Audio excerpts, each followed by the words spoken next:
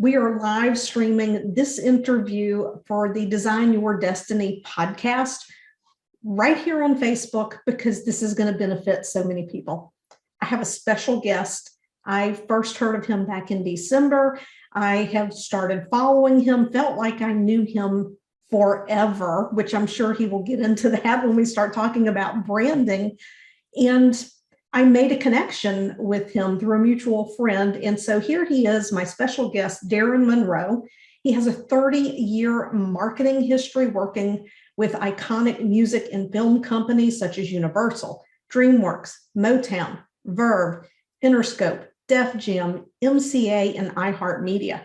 And through UMG in Chicago, he formerly marketed albums, get this, for artists like Eminem, Jay-Z, Nelly Furtado, The Roots, Mary J. Blige, Limp Bizkit, and 200 other of the biggest artists in rock, hip hop, jazz, R&B.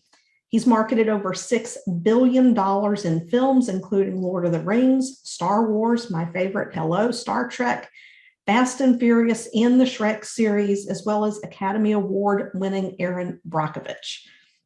So why is he here to talk about TikTok brand strategy? Well, in 2005, he launched his online business in a FEMA-funded hotel room when he was running from Hurricane Katrina. I know that's certainly something I still remember, even though it's been 17 years ago. And since then, he sold products, programs, and services across 100 plus countries. And he's now spending his time helping small businesses monetize, stand out, and market themselves in highly competitive marketplaces. Thank you, Darren. Welcome. Hey, thank you. Thank you for inviting me. I'm very happy to be here. So I did a little bit of homework. And what I realized is that you grew up in Chicago. Yep, that's where I am right now. Yeah, well, I'm back full circle. 30 stories high there, but there was also a time when you were in New Orleans, apparently, or somewhere in that area with Katrina. So what's a little bit about your journey as being in marketing and connected to really the world of stars? Is that something you always planned to do, or how did you get into that? Well, here was the plan. I basically started in a manger with my mother Mary and my father Joseph. Wait, that's Jesus. Never mind. Anyway, I was on the planet Jarrell. Wait a minute, that's Superman. Never mind. What I'm basically, okay, I'm a native. I was born in New York, raised in Chicago. I always wanted to be in a band, started playing piano and everything and doing bass. And then in the 90s, people needed help marketing and doing all that stuff. And I was like, I didn't do that. So I started doing that for independent artists. And then I went back to school. I took a break, went back to school. And here I am at college in a writing class. There were two things happening.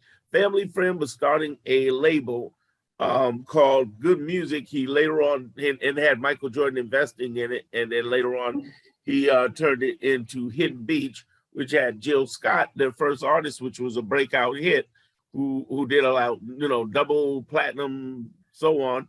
And so I did all of these listening parties with Jill Scott, like 30 different listening parties across Chicago. At the same time, I'm going back to school, right? So I go back to school. And what happened there was I was in a writing course and somebody said, "Ooh, you'd be a great intern at Universal." I said, "Okay, yeah, let's do that." And inside of a couple of months, the person I was interning with, Jeff, he was like, "Hey, dude, what you're doing, they could get paid for it." And I'm like, "What do you mean?" See, I wasn't just interning. I was actually going out and promoting projects that were out there, especially like projects I loved to hear, but maybe they weren't as popular or whatever, right? So I'm doing that. And next thing you know, I'm talking to a guy over at Interscope. And now I'm the lifestyle marketing director for Universal Music Group for all these labels and all these projects. And like, wow, okay. So I'm really doing it. Several years go by. And, due to the digital downloads and some politics, good old Darren didn't have a job. So I'm like, okay, well, what do I do now? And went through, the poverty scene for a minute, not sexy, and end up having somebody who interned with me at Universal. And they ended up becoming a big director at Clear Channel, now known as iHeartMedia. And they said, you know what? We have an assistant director of promotions job. Would you like to come to New Orleans? Like, yeah, I've never been to New Orleans. I'll go there. I went all the way to New Orleans. So here I am marketing Mardi Gras, the Jazz Fest, NBA, NFL, the Sugar Bowl, you know, big things. Yeah. And as well as on air contesting, events, the whole nine. Then a hurricane showed up called Katrina. And I don't know about you, Penny, but I'm allergic to dying. So I decided not to be there. And so I ended up in Texas. Yeehaw! And I literally did start.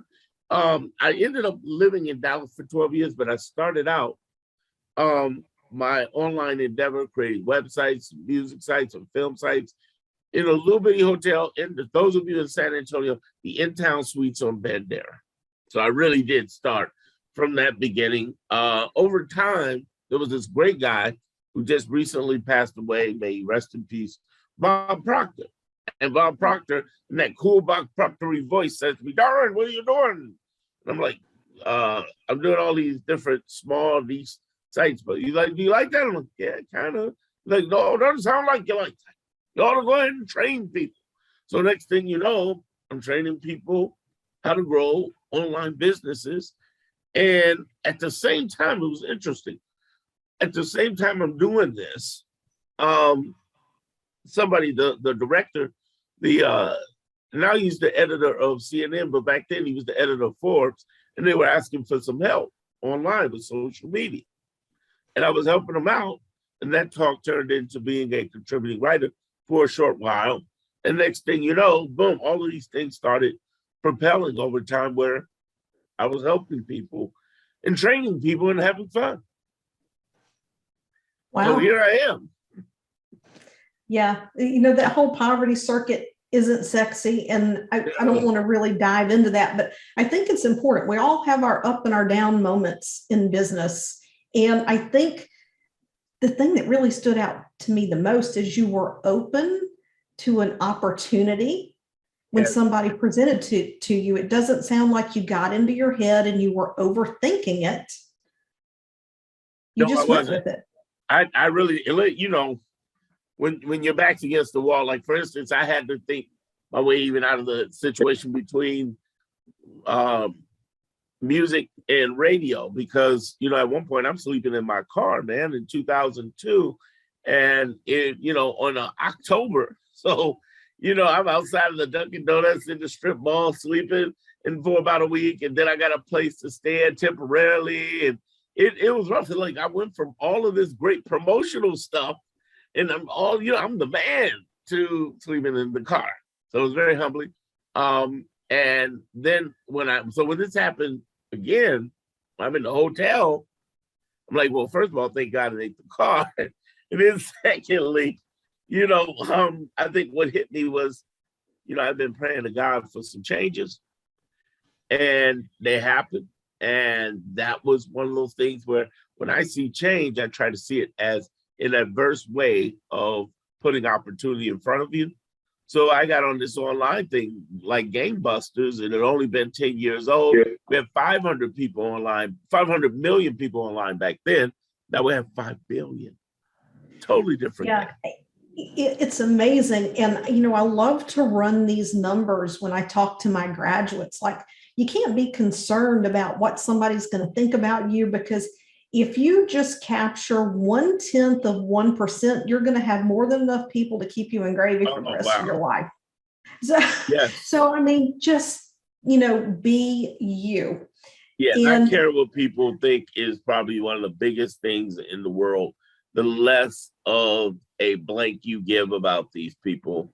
And that means people you love, you know, because the problem is in the online world is that you have these people, Penny, who are so busy listening to all the wrong people who work for other people, and they're trying to give you advice. It's like going to law school or medical school and then listening to your mama. I mean, sure, your mama loves you more, but you should probably listen to that professor. If you're going in the military, I even told one client this, because his mom, his wife, and his pastor was trying to tell him what to do in the online world. I'm like, listen, I have no doubt they love you, but here's the problem. You're listening to them and they are not online. It's like your drill instructor. Like you're in the military, would you listen to your drill instructor or your pastor and your mom? And he said, oh, well, definitely my drill instructor. Right. So, you got to look at that, because the people who are trying to help you, they still may love you, but they don't have the capacity to tell you that. And you need to stop caring what they think and start caring about what you think in other people, and start caring about other people, pouring into them and see what what you can do to help them. Yeah, it's a totally different world, and they don't have that perspective. Like my mother owned a business. Really, she was a hairdresser who operated out of her pocketbook, right? Okay. And so there are different, not that that's bad, but the way that people approach businesses differently. And one of the things that concerns me is there are people out there, and I know you are just going to jump on this with both feet. They are selling copycat processes. I recently had someone say to me, well, Penny, what you need to do for your website is you need to go look at the big names in the hypnosis industry, and you need to look at the words they're using, the phrases they're using, make sure that SEO is in your website. And I'm like, no. Penny is not just another hypnotist. Penny come to work with Penny. People come to work with Penny because people want to work with Penny, not because they want to work with a hypnotist. And I've gotten it and I've begun to embrace it, but now it's like, you come to work with Penny. I don't even market myself as a hypnotist because I do so much more than that. So what do you say about the people following these copycat processes, and it's being sold to them as if you just follow these 10 steps, you'll have your first $20,000, $50,000, $100,000 month? Here's the way I take the lead on that, and I'll start from the bigger picture, helicopter view, and then zoom in on it. As somebody who sold over 100,000 products, programs, and services across 100 plus countries in the last 17 years, I've discovered something in each and every country, and that is that they have trained us all to work for other people so they can get a greater GDP, greater GNP, gross domestic and gross national product. They have not trained us to think for ourselves. Our educational system, and this is speaking from someone who grew up from educators, and they have not trained us to critically think. They've trained us to critically obey and not to think through the process. So you're dealing with people from that perspective. When you start zooming into it, even the way they lined up competition in sports, that's great. I'm very competitive in doing these things, but I began to make a discovery that you didn't have to compete, you had to contrast. So all of these people who are telling you to do that, I would tell you to do that so you could be just the opposite. So you can show everything they're doing and then be opposite. Here's the exciting part about that. Anybody listening to this, hear this out. Hear me out. In a world filled with green, all you got to do is be red.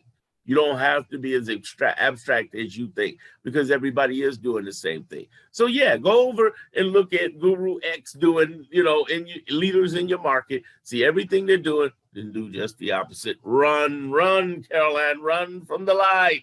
So the whole idea, you don't look like them, because the goal is not to beat them. The goal is not to be them. You must be the contrast. Compete is defeat. Contrast, you'll last. The idea is that you have to be the person that says, hey, everybody, that's great, but I'm not them. For instance, what you said was very powerful. You said, listen, I'm Penny. The whole idea is that I never tell anybody I'm a brand strategist or brand blah, blah, blah. I'm like, wait a minute. You mean tell me you're different from everybody else, but you have the same name as everybody else? It's like, wait a minute, you're going around telling people what your title is instead of really what you do. The idea is talk about what you do, because that's all they care about anyway. I tell people this all the time. I'm like, listen, it's not about us. It's about them.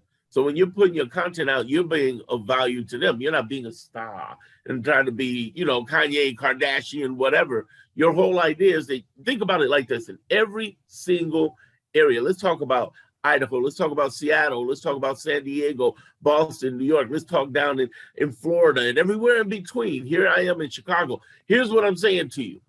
In every area, from the little bitty towns that we don't know to the biggest towns we do, there's a plumber, electrician, and a doctor, several doctors, who people know and are famous. And they're not too old. They could be younger doctors. They're known. Why are they known? Because people are trying to connect with people they trust and love. It's like what you're selling in the world is not the actual thing you're doing. What you're doing is you're selling emotion in your own ways. In other words, packaged in different ways. And the idea, the goal is a brand has become the only emotional solution in there. That's all branding is. It's not websites, logos, whatever. It's becoming the only emotional solution. Like your doctors. Hey, there's doctors and then there's your doctors.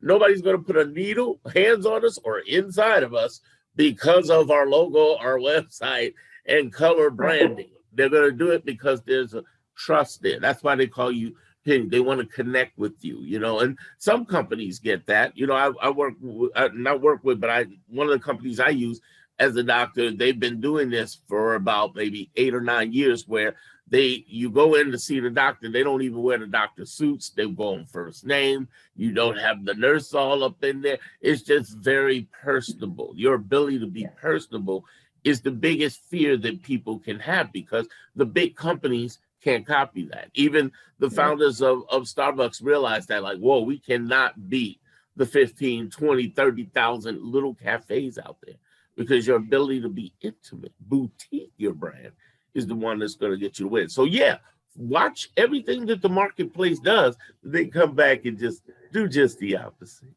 Do just the opposite. Yeah. And, a lot of people get into fear around being authentic. They fear judgment. And I want to take the opportunity to talk on that, to segue a little bit. Recently I was reading a commentary around Disney's CEO. I'm probably going to butcher his name, Bob Chapek. When he came out and he spoke out against a bill that was recently passed in Florida around kids in the school system.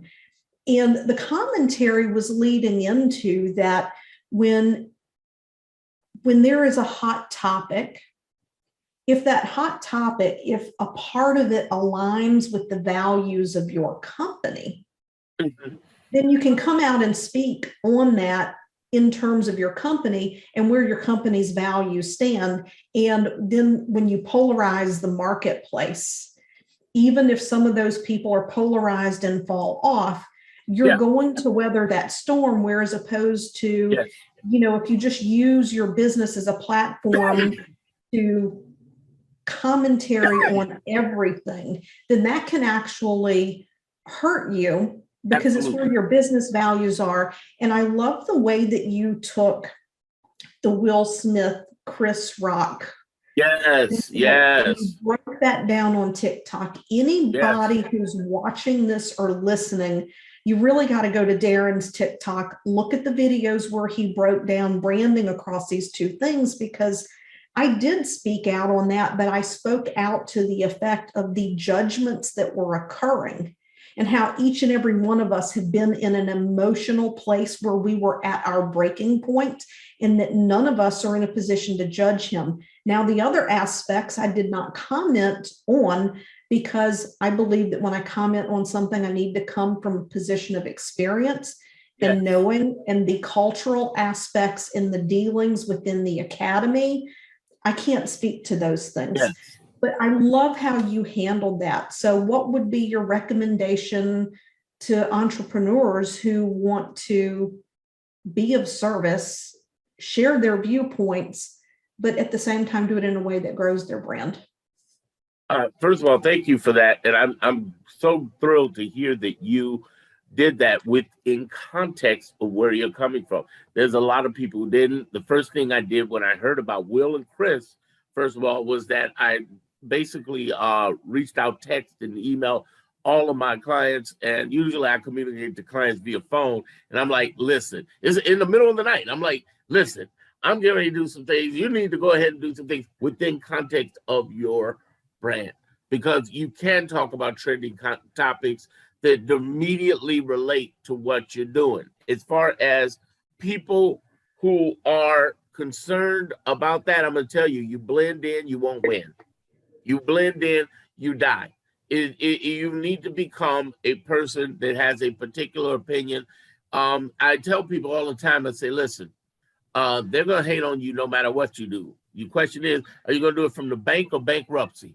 What are you going to do? because one way or another, they're not going to like you. I mean, to this day, you got people hating on Mother Teresa, Gandhi, Jesus Christ, Muhammad the Prophet, Buddha. I mean, you just can't get away with nothing. If they can't get, if they can't get a break, who are we? So the point is, you might as well have a very direct opinion. The people who are leading have a direct opinion. And the idea is that no matter how direct, how nice they are, even if they love chocolate, there's the strawberry and vanilla people who are out to kill them. It's the end of the world. The point is, you got to be polarizing. You're polarizing for profit, not in a gimmicky way, but being who you authentically are and saying things. People always use this word a lot. They throw out, be authentic, be authentic. What does that really mean? That means you're showing them the good, the bad, and the ugly. You're showing them not just, oh, I'm doing great, but you're showing it when I wasn't doing great. There's a sales guy, Ryan Serhan, who's really incredible. And he's got a great book called Selling Sirhan. You can go get. He's really great because it appeals to other people. And one of the things he talked about is, man, what about when I lost $72 million in sales? And it's like, whoa, whereas all the other sales guys and all the other real estate people are saying, I'm doing great. I'm great. No, he talks about how he did a lot of sales, but then he talks about what he didn't do a lot of sales. And then what he talks about is, when I say the ugly, it can be the bad. It could be, what are the times that really went wrong or the weird moments? Showing the realistic moment. I mean, when we started this, I'm talking about me being, homeless and doing stuff. That ain't sexy, but it's like homeless, talking about that. You're talking about real stuff. And if you do that, no matter what you do, somebody's going to be pissed off. They might as well be pissed off you being you and being yourself. And guess what? People are going to love you even more. Like I said with Chris and Will, you have millions of people who hate and love them. People who grew that much closer by what Will did and grew away from him. And then people who just the opposite with Chris. And the point is this, you're going to be, no matter what you do, polarizing people. All right? Polarizing people, and people get mad at you. I mean, I was just on live on TikTok, and for the first time ever, I got an appeal into them because all of a sudden my live TikTok yesterday cut off, and TikTok said there was a thing of bullying and harassment on there. And I was like, what? I'm training people on branding. What are you talking about? I'm talking about branding. So I don't know, it just cut off. But guess what? It's going to happen. There are people who are not going to like you anyway, no matter what you do. It's okay. The real question, we were trained in this world, like I said earlier, to get along, to work, to congruently blend. But if you blend, you don't win. We lose our flavor. You got to be the person who's willing to stand. That's what a brand is. The definition of a brand is a promise, pledge, commitment. It's what you stand for and stand against. And if you don't have something you stand against, you look like them. The people who want to put on the pretty colors and the pretty face and everything's fine. No, everything ain't fine. Everything's pretty jacked up. Go ahead and share that stuff and be real and tell them stuff. I'm trying not to cuss on the show here. But the thing is just be you. Be the person who you are. And if you're not, if you don't show that part of you, then you risk everything. Everything. Because you got seconds, nanoseconds to grab somebody and pull them in. You got to say real stuff and pull them in and be you, and they'll be just that much closer to you because you can pull off your tribe. You heard us say earlier about 1,000 people. Honestly, there are thousands of people. There are 5 billion people online. There's some people from around the world that are going to appeal to you. I kid you not. I got doctors. I got doctors out of Egypt for clients. I have IT people out of Ireland. I got former broadcasters out of Greece. I got another guy who was an oil man over in South Africa. I want to say oil. I might be wrong, but it was one of those things where he was doing something like a roughneck, the oil stuff, he out of South Africa. You get the craziest people out of different places because there's something in you that you have in you, this greatness in you, that if you're just being you, people will love it. People ran like crazy to Will after that slap. His numbers went up on TikTok. He went from 55 million to 70 plus million who loved him just that much, even though he apologized what he did and so on. And he did, here's the thing you got to understand. You got to just go ahead and run in alignment with an opinion. If you don't have one, you do. And you can do it within context. Again, like we just talked about.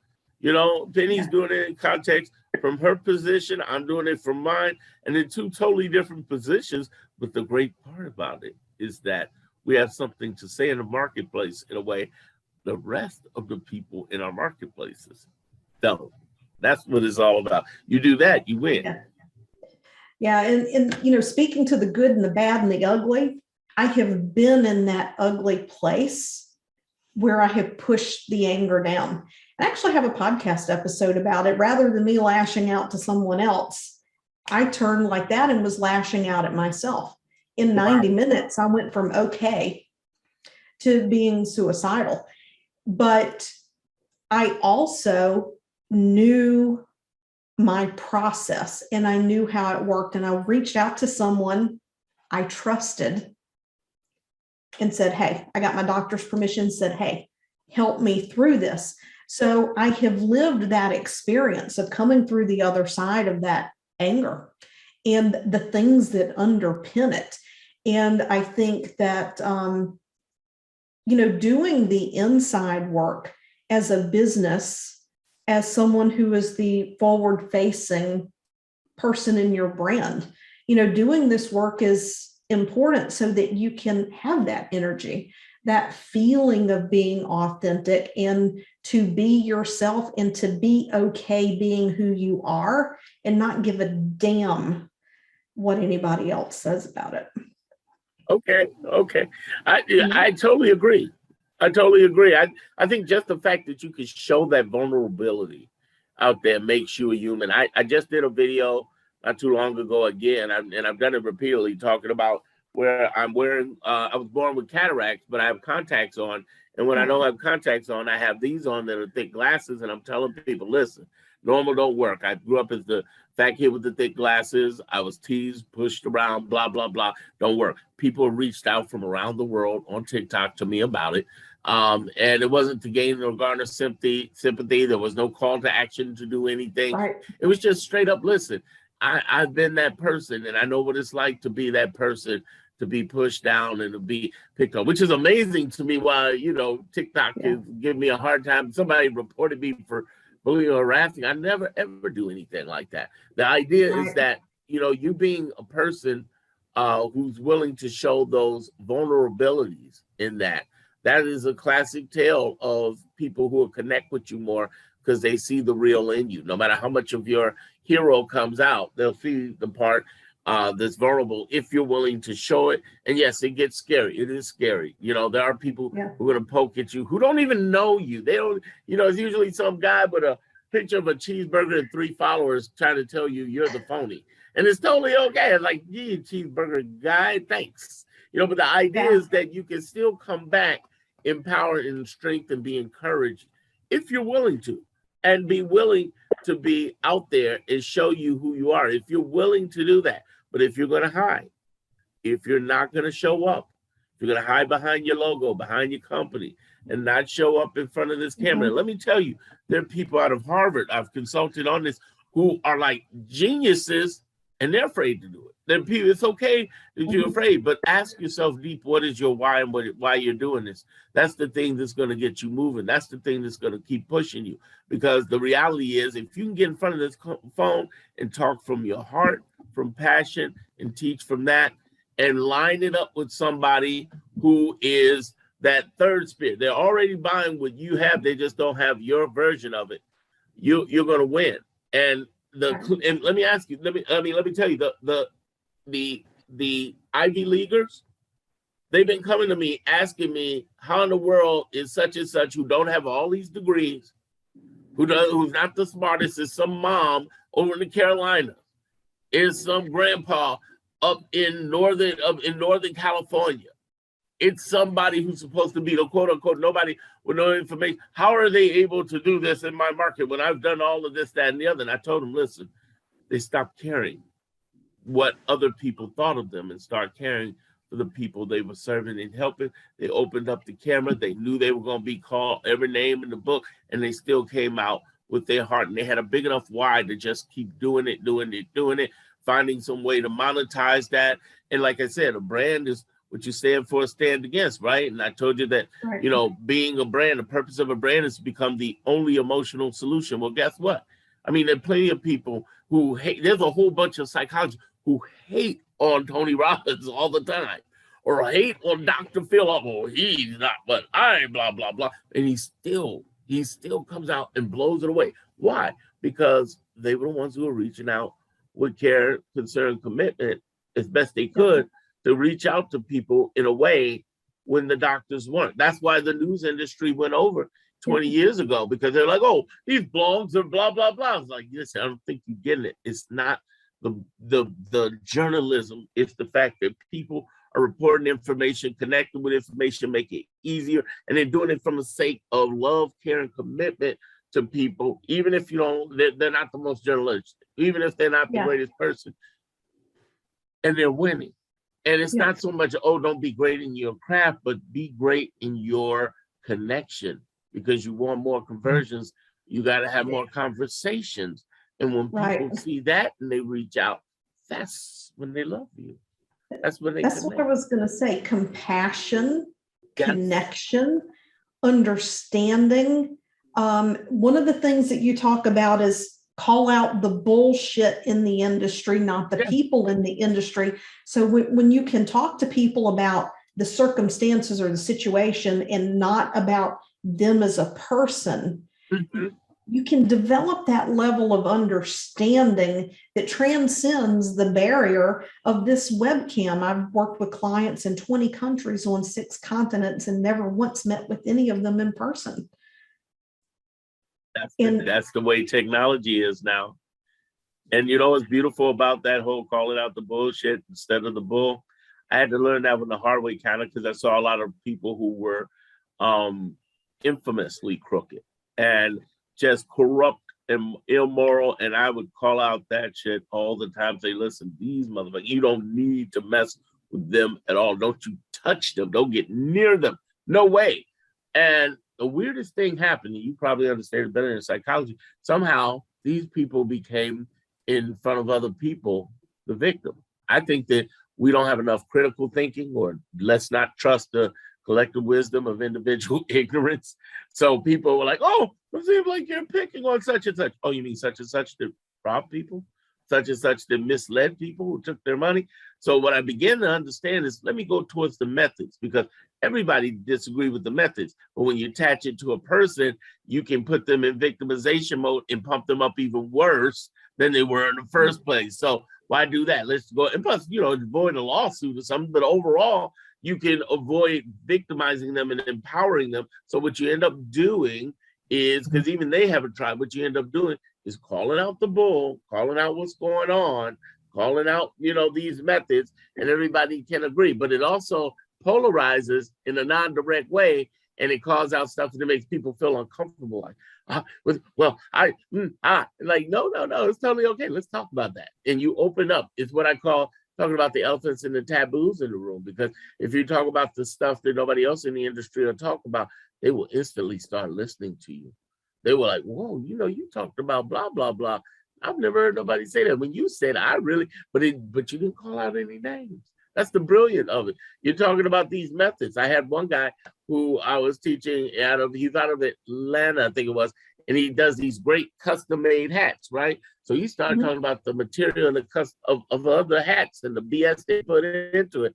And the whole industry got fluffed up on him, got upset. And he's like, yeah, see, don't care. You're in a good place, because that's what you're supposed to be doing, calling out the bull in your marketplace. So your responsibility isn't to your marketplace, it's to the people you serve. Your goal is to be the disruptor and be the crusader for your clients. So stop worrying about what people in the marketplace say and worry about what you think of methods to help your clientele. Because everybody else, mess with them. I mean, the reality is that if you're going to stand out in the marketplace and tell people I'm not them, why are you getting along with them anyway?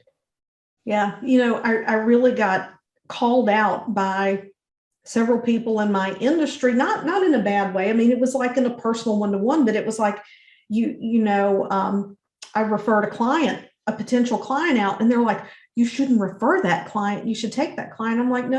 I don't work with weight loss. Like, I'm really niche. I really understand my clients, and I stay hyper focused on the people I work. But you should never turn away a client. And, I had to not let that bother me. I couldn't think, oh, I'm doing something wrong. Oh, it's going to affect my business. And, that's okay. And if that's the way that they want to do business, that's okay. They're working from a different perspective, a different marketplace. It doesn't make anybody right or wrong. It's about standing out. I was going to say scarcity mindset. I mean, the reality too is the fact that, years ago, I used to do affiliate marketing, and I stopped in 2013, and everybody's like, oh, money on the table. Yeah, but I'm not leaving trust on the table. So I would rather refer other people to business and don't worry about money on the back end, because one, karma's going to get right one way or another.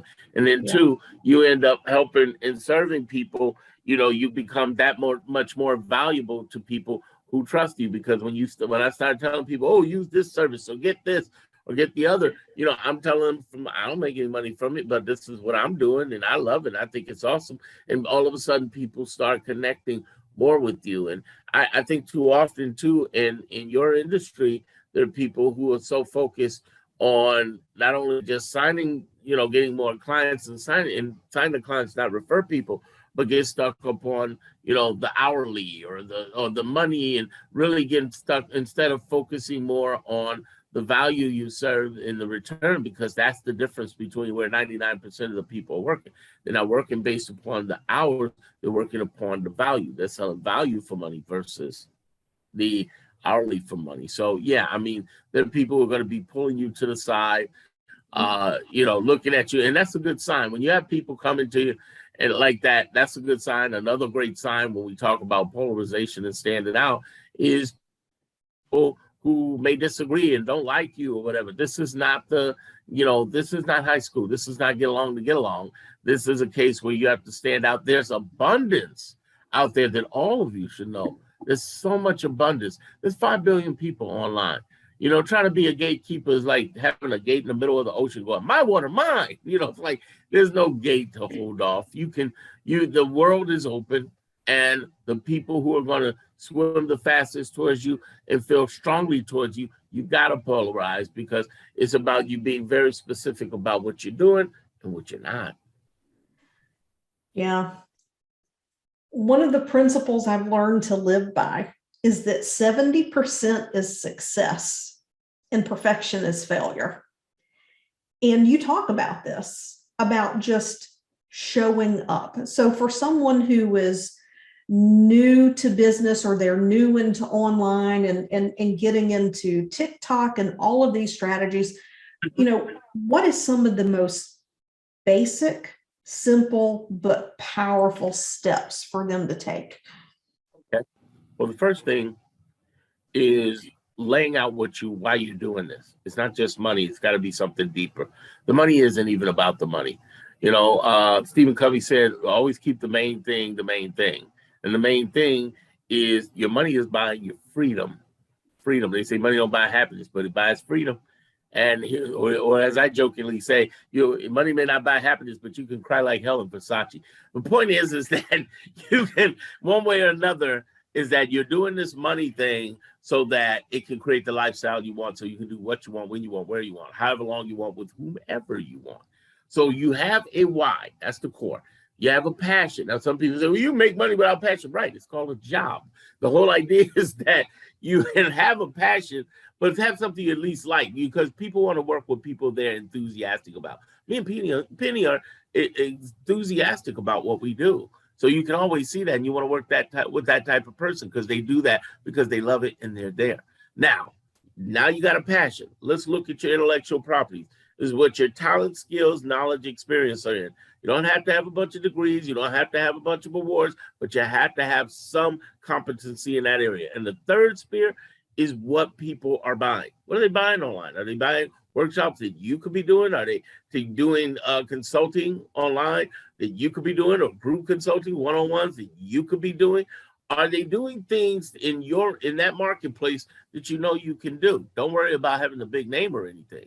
The next step of that is being able to reach out. How do you reach out? Well, there's TikTok, which is the most organic, and then there's several other organic sites like LinkedIn and YouTube and Pinterest and so on. Here's what you're going to do. You're going to create content one place, and then you're going to spread that to other places, repurpose it.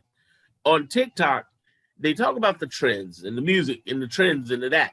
Well, I'm going to tell you this. I'm going to tell you what the TikTokers don't say, not because they're hiding it from you, but because in some cases they don't know any better. The goal is for you to be different and speak your mind and test things out for yourself. So the best way you're going to do that is you're going to develop 3 pieces of content. You're going to look at your content, be like, hello, you, how are you? And have this moment and just have this conversation with people about things that you know. There are people online right now on TikTok. There's a 70-year-old man from Florida right now, Black man from Florida, who gives advice, talks, has 1 million+ followers. You know, there's another lady who's, young lady, who's in her 20s. And she's doing the same thing, giving her advice, talking about things she loves. She's over in Seattle, and she's got 600,000 followers. And some people have 20,000, 10,000, 1 million+ followers. Why? Because they're being themselves and they're talking, but developing content. When I first got on TikTok, I started throwing out 6 pieces of content a day. Now people say, ooh, that's a lot. Like, think about it. Wait a minute. We're talking about 60 seconds or less. So basically, I'm telling you, I'm putting 6 minutes worth of content. And I just say, hey, you, how you doing? This is what I think. Bye. And that's it. I don't even have any conversation. It's not structured or anything. And yeah, I got stuff like fancy plaques on the wall, but sometimes I just talk like this. Hi, how are you? Blah, blah, blah, blah, blah. And just let it go and just go. And the craziest thing happened. Despite all the TikTokers who say this is supposed to happen, that's supposed to happen, what happens is when people resonate with you, 1, they like you, 2, they think, they comment, and then 3, they share.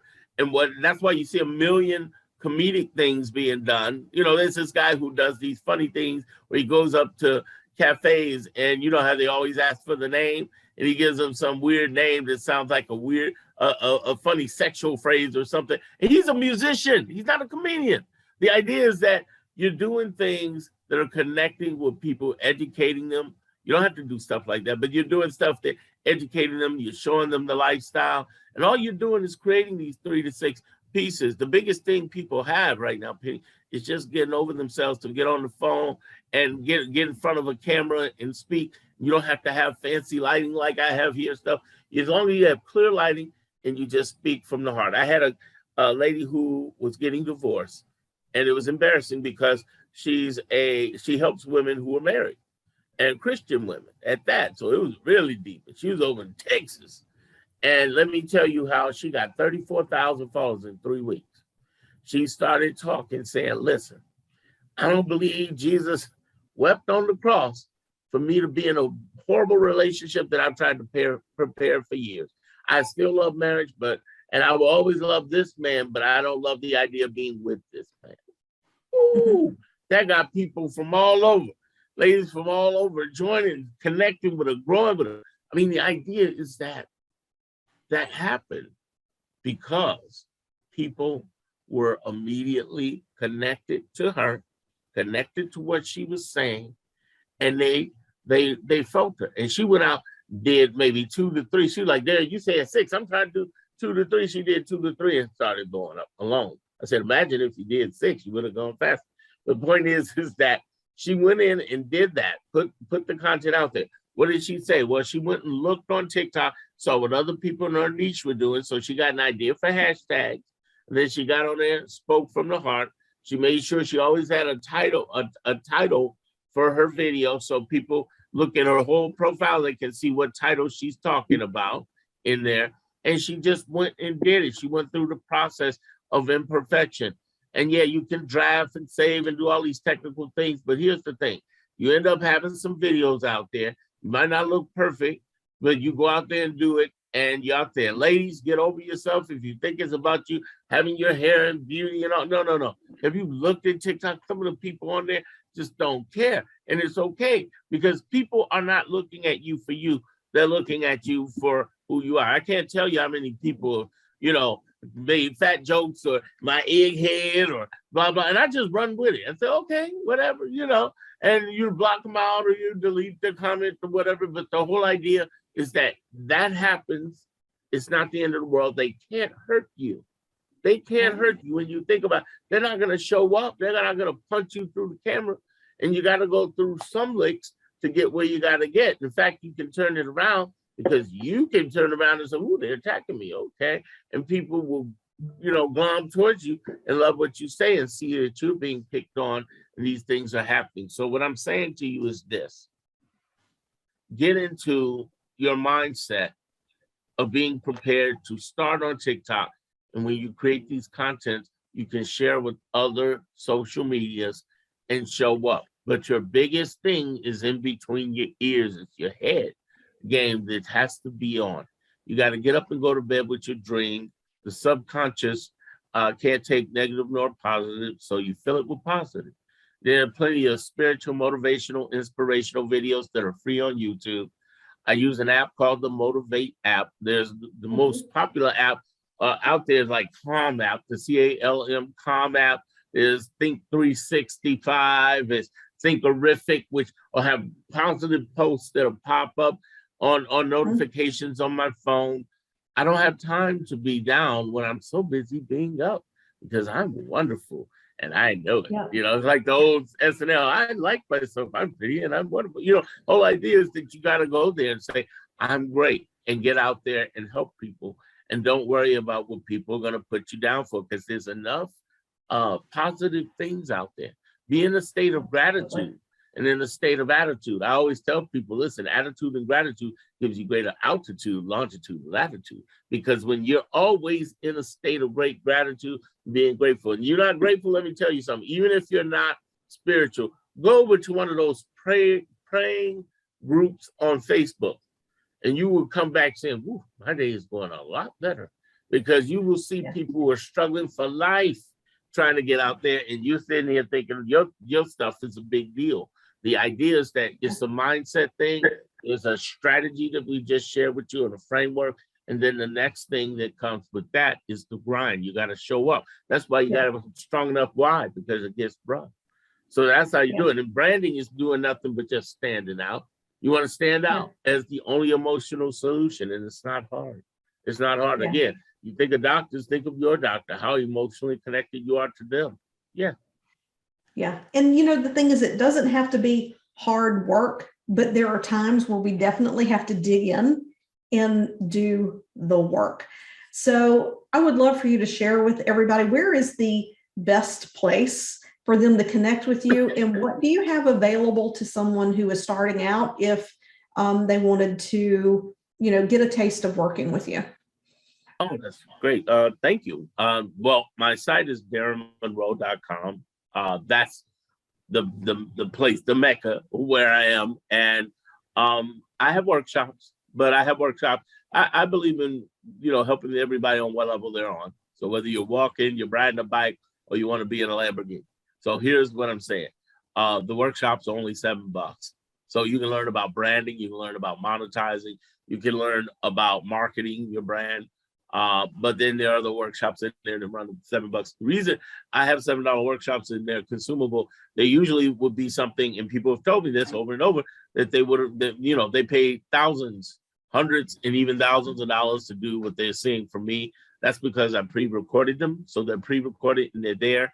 I'm very responsive. I mean, it's one thing for me to get on here and tell you, oh yeah, being personal and everything, and then I send you to a Zendesk. No, you can reach me directly. I'm a person you reach, connect, and get with directly. Do you have a brand? If you have a brand, at least some social media, even if you don't have a website. If you have a website, great. And some social media. We'll have a brand intensive that I do with people for an hour. Just let's look over everything you got. How are you standing out in the marketplace? What do you need to be doing? How can you get more money from your current clients? Because that's where the real money comes up. And then how can you really be able to grow? And then, I do some mentorships there as well. But it's one of those things where you reach out and contact me at Darren Monroe. And the idea is that no matter what level you're on, there's something for you that can help you out. Thank you so much for coming on. I loved connecting, spending this almost hour together. You know, the first time I saw you, I felt like I knew you forever. And it's just that resonance, that connection. So I'm grateful for this. And for everybody listening, I'll catch you next time. We'll have all the links in the show notes. If you're on Facebook, it's going to be in the post above the video. Thanks again, Darren. Thank you so much for having me. This has been fantastic. I've loved it. Thanks.